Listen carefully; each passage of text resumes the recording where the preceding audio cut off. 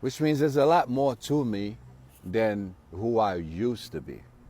There's a lot more to me than who I am right now at the present moment as we speak. But it's just that, it's like playing a game of poker. It seems to me what my chosen is doing. It's like you don't want to show your hands, but I like to play spades. I like to play spades. Spades is a lot better if we're not going to show our hands.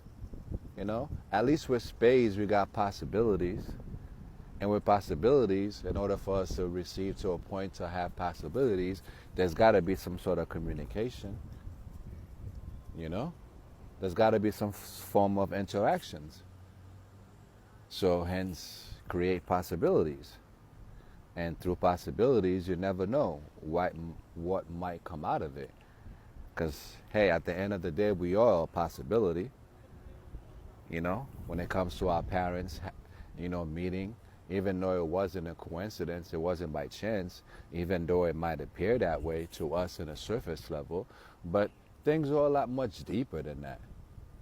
But a lot of us are not, we're not taught to look at things beyond the surface. And sometimes we get stuck looking at things beyond the surface that, we start having deer in the headlight syndromes.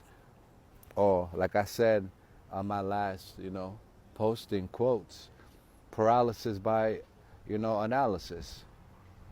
Where we start analyzing things too much to a point where everything has to make sense. It's almost like waiting for all the lights to turn green, before we cross the street. But when we look up and down the street, there's no cars coming.